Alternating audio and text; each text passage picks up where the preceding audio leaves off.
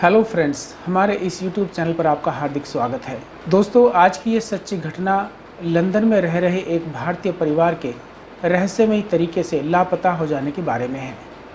मूल रूप से भारत का रहने वाला एक व्यक्ति अच्छी ज़िंदगी की तलाश में इंग्लैंड पहुंच जाता है, बहुत मेहनत करता है और बहुत पैसा भी कमाता है। फिर कुछ समय बाद उसकी पूरी फैमिली इंग्लैंड में ही रहने लगती है। उनकी ज़िंदगी में सब कुछ बहुत अच्छा चल रहा था, लेकिन एक दिन अचानक इन 5 लोगों का पूरा परिवार खाने के टेबल से कहीं गायब हो जाता है। कई महीनों की जांच चलती रहती है, लेकिन उनका कहीं से कोई भी पता नहीं चल पाता। फिर भी उसे ढूंढने की कोशिश जारी रहती है। हजारों पुलिस वाले तलाश करने में लगा दिए जाते हैं और करीब 100 करोड़ से ज़्यादा रुपए का खर्च आता है। तब जाकर एक दिन दिल दहला देने वाली सच्चाई से पर्दा उठता है। जांच के दौरान एक खुलासा होता है जिसे सुनकर हर किसी की आंखों में आंसू आ गए। इसकी वजह ये थी कि उन 5 लोगों के मासूम परिवार में 2 छोटे बच्चे भी थे, जिनमें एक बड़े बच्चे की उम्र 2 साल और उससे छोटे की 2 महीने की थी। इस घटना की सच्चाई को जानकर आपका भी दिल दहल जाएगा। अब सवाल ये है कि इस पूरे परिवार के साथ क्या हुआ, कैसे हुआ और किसने किया। आइए अब सब आपको बहुत ही अच्छे से और विस्तार से इस कहानी के बारे में बताते हैं। दरअसल ये घटना अमरजीत चौहान और उनके परिवार की है। कुछ साल पहले ही अमरजीत चौहान भारत से ब्रिटेन चले जाते हैं और बहुत मेहनत करते हैं और एक एक्सपोर्ट कंपनी अपनी खोल लेते हैं। इनकी कंपनी का नाम सीबा फ्राइट था और वहीं रहते हुए अमरजीत चौहान नैन्सी नाम की एक लड़की से शादी कर लेते हैं। नैन्सी पंजाब की रहने वाली थी। शादी के बाद उनके 2 बच्चे भी हो जाते हैं और नैन्सी अपने पति अमरजीत और अपने 2 छोटे बच्चों के साथ लंदन के पास वाले इलाके में रह रही थी। क्योंकि नैन्सी का दूसरा बेटा अभी सिर्फ 2 महीने का था, इसलिए अपनी बेटी की मदद करने के लिए नैन्सी की माँ भी उनके परिवार में रहने के लिए लंदन चली आई थी। नैन्सी का एक भाई था जो न्यूजीलैंड में रहता था। नैन्सी के भाई का नाम ओमकार वर्मा था। वैसे तो भाई बहन एक दूसरे से काफ़ी दूर थे, लेकिन इन दोनों की अक्सर फ़ोन पर बात होती रहती थी और हमेशा की तरह 14 फरवरी 2003 को भी नैन्सी अपने भाई ओमकार को फ़ोन करती है। लेकिन इस बार नैन्सी फ़ोन पर कुछ घबराई हुई लगती है। ओमकार अपनी बहन से इस घबराहट की वजह पूछता है तो नैन्सी अपने भाई को बताती है कि कल अमरजीत ऑफिस गए थे और वहां से अभी तक वो वापस घर नहीं आए हैं। नैन्सी कई बार अमरजीत के नंबर पर फ़ोन भी करती है, लेकिन अमरजीत का मोबाइल फ़ोन स्विच ऑफ आता है। फिर थोड़ी देर बाद वह अमरजीत की कंपनी वाले नंबर पर फ़ोन करती है। वहाँ से नैन्सी को बताया जाता है कि अमरजीत एक अर्जेंट बिजनेस मीटिंग के लिए नीदरलैंड गए हुए हैं। हालांकि एक बड़े बिजनेसमैन के लिए अर्जेंट मीटिंग के लिए किसी दूसरे देश में जाना कोई बहुत बड़ी बात नहीं थी, लेकिन अमरजीत की नीदरलैंड जाने की बात सुनकर नैन्सी बहुत घबरा जाती है। क्योंकि अमरजीत ने एक बार भी नैन्सी से किसी नई बिजनेस डील के बारे में या नीदरलैंड जाने के बारे में कोई बात नहीं बताई थी। अमरजीत के नीदरलैंड जाने की बात नैन्सी को इसलिए भी अजीब लग रही थी क्योंकि कुछ दिन पहले अमरजीत ने रेजिडेंसी परमिट के लिए अप्लाई किया था और उसकी वजह से उसका पासपोर्ट ब्रिटेन गवर्नमेंट के ऑफिस में जमा किया हुआ था और अमरजीत के लिए बिना पासपोर्ट के कहीं जाना या नीदरलैंड जाना लगभग नामुमकिन था। अभी नैन्सी ये सब कुछ समझने की कोशिश कर ही रही थी कि थोड़ी देर बाद उसके मोबाइल पर एक वॉइस मेल आता है और ये वॉइस मेल अमरजीत चौहान का ही था। इस वॉइस मेल में अमरजीत नैन्सी से कहता है कि तुम चिंता मत करो, मुझे कुछ अर्जेंट काम की वजह से ब्रिटेन से बाहर जाना पड़ा है, लेकिन मैं बहुत जल्दी वापस तुम लोगों के पास लौट आऊँगा। यह मैसेज सुनकर नैन्सी की परेशानी और भी ज़्यादा बढ़ गई। ये पहली बार था कि जब अमरजीत ने नैन्सी को कोई मैसेज इंग्लिश में किया था। अमरजीत ने हमेशा ही पंजाबी में ही बात की थी, लेकिन 13 फरवरी 2003 को अमरजीत आखिरी बार काम पर गए और फिर वापस लौटकर कभी नहीं आए। फिर 14 फरवरी 2003 को नैन्सी ने इस पूरे घटनाक्रम की जानकारी अपने भाई ओमकार वर्मा को दी। बहन से बातचीत के दौरान सारी बातें जानने के बाद ओमकार अपनी बहन को समझाता है और उसे दिलासा देते हुए फ़ोन रख देता है। अगले दिन यानी 15 फरवरी 2003 को जब ओमकार ये जानने के लिए अपनी बहन को फ़ोन करता है कि अमरजीत वापस लौटे हैं या नहीं, तो अब नैन्सी का फ़ोन भी बंद आने लगा था। और दूसरी तरफ अमरजीत की कंपनी सीबा फ्राइट के एम्प्लॉयर भी लगातार अमरजीत के घर पर फ़ोन कर रहे थे, लेकिन किसी ने फ़ोन रिसीव नहीं किया था। फिर हार थककर कंपनी वाले स्थानीय पुलिस स्टेशन में फ़ोन करते हैं और बताते हैं कि 2 दिन से कंपनी के बॉस यानी अमरजीत चौहान काम पर नहीं आए हैं और उनकी वाइफ नैन्सी चौहान भी संपर्क में नहीं आ पा रही है। इसके बाद पुलिस की टीम सीधे अमरजीत के घर पर जाती है, लेकिन वहां से पता चलता है कि घर पर कोई भी नहीं है। यानी अब अमरजीत के साथ साथ अमरजीत की पत्नी और नैन्सी, उनके 2 बच्चे और नैन्सी की माँ अब सभी गायब हो चुके थे। और पुलिस ये समझने की कोशिश कर रही थी कि आखिर अचानक ये सभी लोग कहाँ चले गए हैं। लेकिन फिर पुलिस को एक चौंका देने वाली जानकारी मिलती है। दरअसल अमरजीत और उनके पूरे परिवार को गायब होने के बाद केनेथ रैगन नाम का एक व्यक्ति एक लेटर के साथ अमरजीत की कंपनी में आता है और उस लेटर पर अमरजीत का सिग्नेचर था। और लेटर में अमरजीत ने लिखा था कि मैं इंग्लैंड से उकता गया हूं और इसीलिए मैं अपनी मर्जी से इंग्लैंड को छोड़कर हमेशा के लिए अपने वतन भारत जा रहा हूं और यह कंपनी अब मैं एक नए मालिक को सौंप रहा हूं। और इस लेटर के साथ साथ एक पूरा डॉक्यूमेंट भी था जिस पर कंपनी के नए मालिक की पूरी डिटेल और अमरजीत का सिग्नेचर भी था।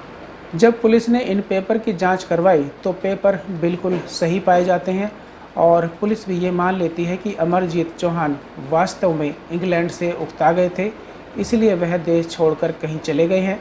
और फिर पुलिस इस केस की जांच काफ़ी धीमी कर देती है। दूसरी तरफ चौहान फैमिली को गायब हुए अब 6 हफ्तों से ज़्यादा का समय बीत चुका था और इसी बीच इंग्लैंड के स्थानीय न्यूज़पेपर में भी अमरजीत चौहान से जुड़ी एक खबर छपती है जिसमें ये दावा किया गया था कि अमरजीत बहुत ज़्यादा फाइनेंशियल प्रॉब्लम से जूझ रहे थे, इसलिए उन्होंने चुपचाप अपनी कंपनी बेच दी और वह इंग्लैंड को छोड़कर चले गए हैं। और अब पुलिस के साथ साथ अमरजीत की कंपनी के वर्कर और आसपास के लोग भी ये मान चुके थे कि अमरजीत अपनी मर्जी से इंग्लैंड को छोड़कर चले गए हैं। लेकिन न्यूजीलैंड में जो नैन्सी का भाई था उनको इन सब बातों पर यकीन नहीं हुआ, इसलिए 5 मार्च 2003 को ओमकार वर्मा न्यूजीलैंड से सीधा इंग्लैंड आ जाता है। इंग्लैंड आकर ओमकार वर्मा लगातार पुलिस पर अमरजीत को ढूंढने का प्रेशर बनाता है, लेकिन पुलिस इस केस को ज़्यादा कुछ ध्यान नहीं देती है। और फिर ओमकार वर्मा कुछ लोगों के साथ मिलकर पुलिस के खिलाफ एक अभियान शुरू करता है, जिसकी वजह से पुलिस फिर से इस केस की जांच करने पर मजबूर हो जाती है। अब पुलिस जांच की शुरुआत अमरजीत के घर से करती है। जब पुलिस अमरजीत के घर जाती है तो घर के अंदर के हालात देखकर ये नहीं लग रहा था कि ये लोग अपनी मर्जी से घर छोड़कर गए हैं, क्योंकि घर के अंदर कपड़े अभी भी वॉशिंग मशीन में पड़े हुए थे और कुछ खाना टेबल पर पड़ा हुआ था। अमरजीत के दोनों बच्चों के कपड़े भी यूं ही कमरे में बिखरे हुए पड़े थे। नैन्सी की मां चरणजीत कौर का गुरु ग्रंथ साहब अभी भी टेबल पर रखा हुआ था। टेबल पर गुरु ग्रंथ साहब को देखकर ओमकार वर्मा पुलिस वालों से कहता है कि सब कुछ वो छोड़कर जा सकते हैं, लेकिन गुरु ग्रंथ साहब को छोड़कर वो इस तरह से कभी नहीं जा सकते। कोई ना कोई इसमें गड़बड़ ज़रूर है। अभी पुलिस जांच कर ही रही थी कि अचानक पुलिस को कहीं से ये जानकारी मिलती है कि लंदन में ही रह रहे अमरजीत के कुछ रिश्तेदारों को फ्रांस से एक लेटर आया है और यह लेटर अमरजीत ने खुद लिखा है, जिसमें लिखा था कि मैं अपने परिवार के सभी लोगों को लेकर भारत आ गया हूँ। यह लेटर भले ही अमरजीत के नाम से लिखा गया था, लेकिन अमरजीत के रिश्तेदारों को ये बात हजम नहीं हो रही थी, क्योंकि अमरजीत अक्सर अपने हाथ से ही लेटर लिखा करता था और ये जो लेटर उन्हें मिला था वो कंप्यूटर से टाइप किया गया था। इधर अमरजीत चौहान और उनके परिवार वालों को गायब हुए अब 1 महीने से ज़्यादा बीत चुका था और अब तक पुलिस किसी नतीजे पर नहीं पहुंच पाई थी।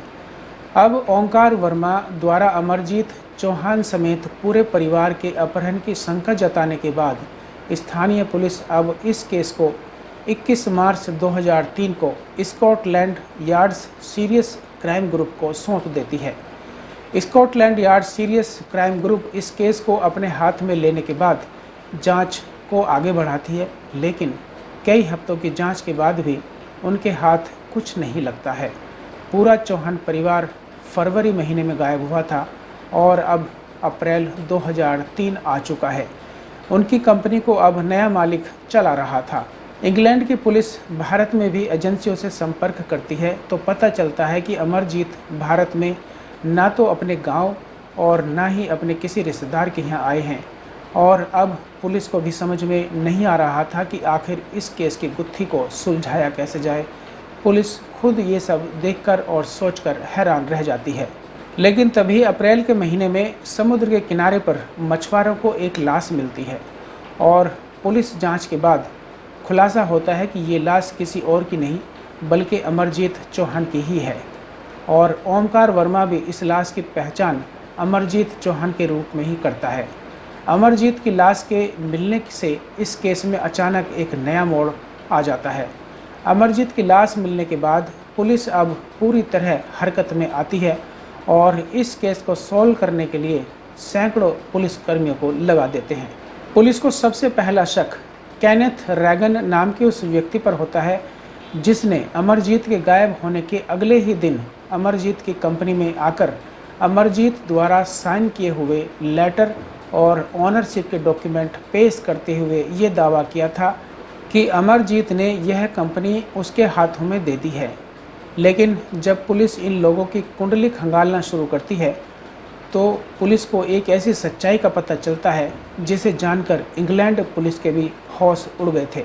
दरअसल कंपनी पर मालिकाना हक जताने वाला केनेथ रैगन भले ही मासूम और निर्दोष बना हुआ था, लेकिन 1980 के आसपास ब्रिटेन में क्राइम की दुनिया में केनेथ रैगन एक बहुत बड़ा नाम हुआ करता था।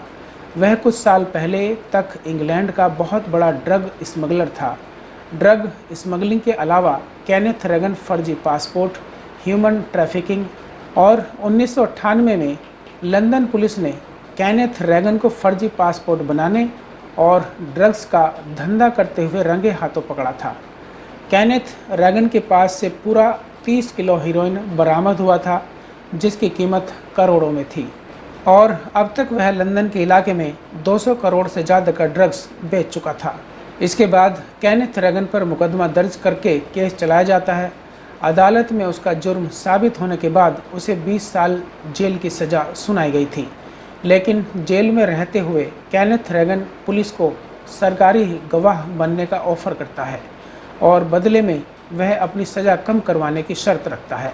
पुलिस केनेथ रैगन की ये शर्त मान लेती है और केनेथ रैगन द्वारा दिए गए सबूतों की मदद से पुलिस पूरे लंदन और ब्रिटेन के कई इलाकों में चल रहे बड़े ड्रग्स रैकेट का खुलासा करती है और बड़ी संख्या में अपराधियों को पकड़ती है, और वादे के मुताबिक केनेथ रैगन की सज़ा 20 साल से 8 साल कर दी जाती है। सज़ा कम होने के बाद केनेथ पुलिस की और भी कई तरीके से मदद करता है और बदले में उसकी सज़ा कम होती रहती है। आखिरकार केनेथ रैगन सिर्फ 3 साल की सज़ा काटकर 2002 में जेल से बाहर आ जाता है। जेल से बाहर आने के बाद केनेथ रैगन की आर्थिक स्थिति बहुत ज़्यादा ख़राब थी और क्रिमिनल बैकग्राउंड होने की वजह से उसे कहीं पर काम नहीं मिल रहा था। ऐसे वक्त में अमरजीत चौहान केनेथ रैगन के लिए एक मसीहा बनकर आते हैं। दरअसल अमरजीत अक्सर बेसहारा लोगों को अपनी कंपनी में नौकरी दे दिया करता थे और केनेथ रैगन भी जेल से बाहर आने के बाद बिल्कुल बेसहारा था। उसके पास ना तो खाने के लिए पैसे थे और ना ही कोई काम था। ऐसे में केनेथ रैगन काम की तलाश में अमरजीत की कंपनी में आता है। अमरजीत को केनेथ रैगन पर दया आ जाती है और वह उसे अपनी सीबा फ्राइट कंपनी में डिलीवरी बॉय की नौकरी दे देता है। और अब अमरजीत चौहान की लाश मिलने के बाद पुलिस फिर से सीबा फ्राइट के नए मालिक के पास जाती है, जो कि अमरजीत के मरने से पहले इस कंपनी में एक मामूली से डिलीवरी बॉय की नौकरी करता था। पुलिस केनेथ रैगन को हिरासत में लेती है और इससे पूछताछ शुरू कर देती है। पुलिस पूछताछ में केनेथ रेगन बताता है कि ब्रिटेन छोड़ने से पहले अमरजीत चौहान ने खुद ही इसे कंपनी का मालिक बना दिया था और केनेथ रेगन पुलिस के सामने इस डील के पूरे दस्तावेज, पूरे डॉक्यूमेंट्स पेश करता है। क्योंकि पुलिस अब केनेथ रेगन की पूरी हिस्ट्री खंगाल चुकी थी और अब पुलिस को पता था कि यह कितना बड़ा क्रिमिनल रह चुका है, इसलिए पुलिस केनेथ रेगन की बातों पर यकीन नहीं करती है और उससे कड़ाई से पूछताछ शुरू कर देती है। पुलिस भले ही अपनी पूरी ताकत और शक्ति से पूछताछ कर रही थी, लेकिन केनेथ रेगन भी कोई कच्चा खिलाड़ी नहीं था, इसलिए पुलिस के हाथ कहीं से कोई भी सबूत या जानकारी हाथ नहीं लग रही थी और एक बार फिर ये लग रहा था कि पुलिस के हाथ खाली रह जाएंगे। लेकिन तभी अचानक 9 अप्रैल 2003 को पुलिस के पास एक महिला का फ़ोन आता है। आखिर ये फ़ोन किसने किया था और उसने फ़ोन पर पुलिस को क्या बताया था, ये हम आपको आगे बताएंगे। लेकिन उस एक फ़ोन के बाद पुलिस केनेथ रेगन के साथ बेरहमी से पेश आती है और पूरी शक्ति के साथ उससे पूछताछ का सिलसिला शुरू हो जाता है और आखिर पुलिस की शक्ति के आगे केनेथ रेगन की हर चालाकी धरी की धरी रह जाती है और केनेथ रेगन पूरी तरह से अब टूट जाता है। फिर इस घटना में एक ऐसा खुलासा होता है जिसे जानकर हर कोई दंग रह गया। दरअसल केनेथ रेगन ने पुलिस को बताया कि अमरजीत की कंपनी में डिलीवरी बॉय के तौर पर जॉब करते हुए जब उसे कुछ महीने बीत गए थे, तो इसी दौरान उसे पता चलता है कि अमरजीत अपनी कंपनी बेचकर अपने परिवार सहित भारत जाना चाहता है, क्योंकि अमरजीत की पत्नी नैन्सी ने कई बार ऐसी इच्छा जताई थी। और इसी के बाद एक दिन केनेथ रेगन अमरजीत से कहता है कि वो एक ऐसे व्यक्ति को जानता है जो बहुत अमीर है और वो आपकी इस कंपनी को काफ़ी अच्छी कीमत देकर खरीद सकता है। इसलिए अमरजीत केनेथ रेगन से कहता है कि ठीक है, तुम उस खरीदार से हमारी मीटिंग फिक्स कराओ जिससे इस डील को फाइनल किया जा सके। इसी के बाद 12 फरवरी 2003 को केनेथ रेगन अमरजीत को कंपनी के खरीदार से मीटिंग कराने के लिए अपने घर पर आने के लिए कहता है। केनेथ रेगन अमरजीत को ये कहता है कि इस कंपनी को खरीदने वाला व्यक्ति कंपनी में नहीं बल्कि उसके घर पर मीटिंग करना चाहता है।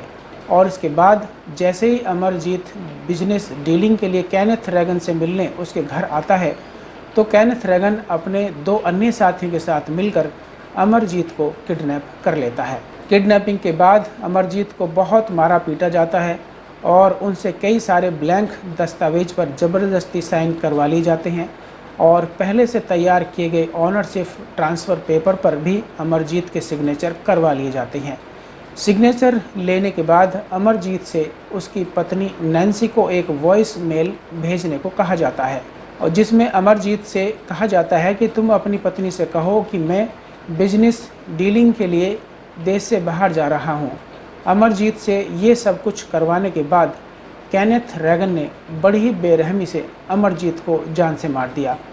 शुरू में तो केनेथ रेगन का प्लान यही था कि अमरजीत को मारने के बाद वह सारे पेपर लेकर कंपनी में दिखाएगा और वह कंपनी का मालिक बन जाएगा। लेकिन बाद में उसे लगा कि अमरजीत की पत्नी और उसके बच्चों के रहते हुए उसका कंपनी हथियाने का प्लान कामयाब किसी भी हालत में नहीं हो पाएगा। इसलिए केनेथ रेगन अमरजीत को मारने के बाद 15 फरवरी 2003 को अपने एक दोस्त के साथ अमरजीत के घर जाता है और घर के अंदर जाते ही अमरजीत कौर की पत्नी नैन्सी, 18 महीने के बेटे देवेंद्र और 2 महीने के बेटे रविंदर और नैन्सी की मां चरणजीत कौर को मौत के घाट उतारकर उन सभी की लाश को ठिकाने लगा देता है। इसके बाद केनेथ रेगन अमरजीत के साइन किए हुए एक ब्लैंक पेपर पर एक फर्जी लेटर टाइप करता है जिसमें वह अमरजीत के पूरे परिवार सहित इंग्लैंड छोड़कर जाने की झूठी कहानी लिखता है। इसके बाद पुलिस इस पूरे घटना के मुख्य आरोपी केनेथ रेगन को अरेस्ट कर लेती है और इस घटना को अंजाम देने में उसका साथ देने वाले उनके 2 दोस्त विलियम हॉन्सी और पीटर लीस को पुलिस तलाश करती है। तो पता चलता है कि वो दोनों पहले ही देश छोड़कर भाग चुके हैं। ये दोनों भले ही देश छोड़कर भाग चुके थे, लेकिन बड़ी मेहनत और मशक्क़त के बाद इन दोनों को जर्मनी से गिरफ़्तार कर लिया जाता है और वहाँ से इन्हें इंग्लैंड लाया जाता है और पुलिस को ये जानकारी जुटाने में और इन सब आरोपियों को पकड़ने में लगभग 1.5 साल का वक्त लग जाता है। इतना ही नहीं बल्कि इस पूरे केस पर हजारों पुलिस अधिकारियों ने दिन रात काम किया था और इस अकेले केस को सॉल्व करने में 100 करोड़ रुपए से ज़्यादा का खर्च आया था। लेकिन अब सवाल ये है कि आखिर पुलिस के पास वह फ़ोन किसने किया था जिसकी वजह से पुलिस ने केनेथ रेगन से पूछताछ का दायरा बढ़ा दिया था। दरअसल पुलिस के पास वह फ़ोन किसी और ने नहीं बल्कि केनेथ रेगन की गर्लफ्रेंड रही वेलिंडा ब्रेविन ने किया था। दरअसल हुआ यूँ था कि जब अमरजीत को मारने के बाद केनेथ रेगन अपने दोस्त विलियम हॉन्सी के साथ अमरजीत के घर जाता है और कुछ ही मिनटों में केनेथ रेगन अमरजीत की पत्नी नैन्सी को, अमरजीत के दोनों बेटों और नैन्सी की मां की हत्या कर देता है। फिर इन चारों की हत्या करने के बाद इन सभी की लाश को एक गाड़ी में डालकर और इन लाशों को लेकर वह शहर से दूर एक फार्म हाउस में दफना देता है। ये फार्म हाउस किसी और का नहीं बल्कि वेलिंडा ब्रेविन का ही था और जिस दिन इन लाशों को दफनाया गया था उस दिन वेलिंडा ब्रेविन शहर से बाहर गई हुई थी। लेकिन कुछ दिन बाद वेलिंडा अचानक से वापस आ जाती है। वेलिंडा के अचानक वापस आ जाने से केनेथ रेगन को डर सताने लगा था कि अगर वेलिंडा गलती से फार्म हाउस की तरफ चली गई तो उनका ये राज खुल सकता है। इसलिए वह अपने दोस्त के साथ मिलकर अब उन लाशों को वहां से निकालकर कहीं और ठिकाने लगाने का प्लान बना रहा था। और प्लान के अनुसार जब एक दिन वेलिंडा ब्रेविन कहीं बाहर चली जाती है तो केनेथ रेगन अपने साथियों के साथ मिलकर एक बार फिर से उसी फार्म हाउस में जाता है और खुदाई करके उन पांचों की लाशों को वहां से निकालकर गाड़ी में डालता है और फिर एक नाव में बैठकर समुद्र की ओर निकल जाता है। उन सब की लाश को समुद्र में बहा देता है।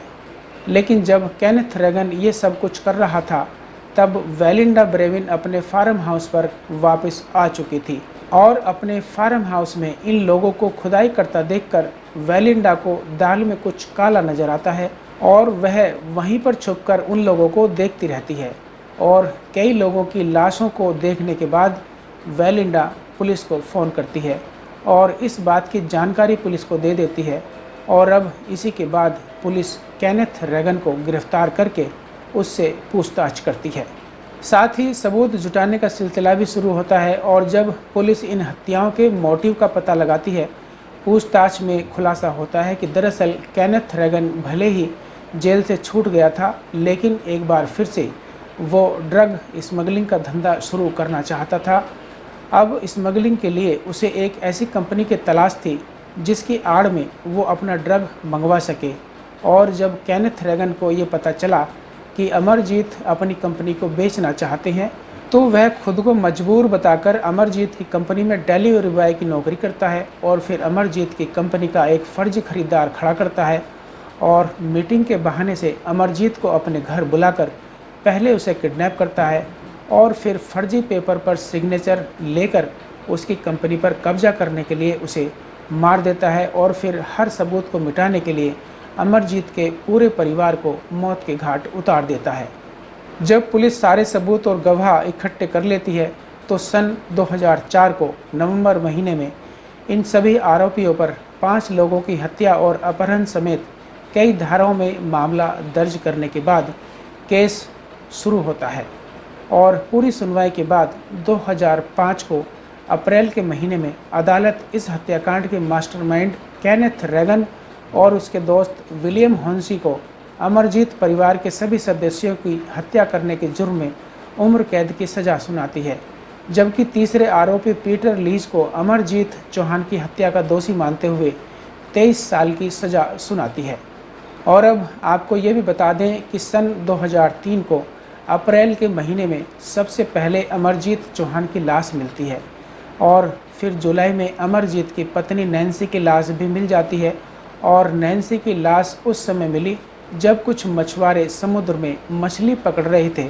तब उन्होंने मछली पकड़ने के लिए समुद्र में जाल फेंका तो उसमें नैन्सी की लाश फंस गई और उसे बाहर निकाल लिया गया। और फिर 2003 के नवंबर महीने में नैन्सी की मां चरणजीत कौर की लाश भी उसी समुद्र के किनारे मिल जाती है। लेकिन अमरजीत के उन 2 मासूम बच्चों की लाश कभी नहीं मिली, जिसमें बड़े बेटे की उम्र 2 साल की थी और छोटे बेटे की उम्र मात्र 2 महीने की थी। दोस्तों, इस घटना को सुनाने का मकसद किसी का दिल दुखाना या परेशान करना बिल्कुल नहीं है, बल्कि आपको जागरूक और सचेत करना है। दास्तान जुर्म अभी बाकी है। हम जल्दी ही फिर लौटेंगे एक और नई कहानी के साथ। तब तक आप अपना और अपनों का ख्याल रखें। हमारी ये कहानी यदि आपको पसंद आई हो तो चैनल को सब्सक्राइब करें, वीडियो को लाइक और शेयर करें। नीचे कमेंट बॉक्स में अपनी राय और सुझाव ज़रूर दें। बहुत बहुत धन्यवाद।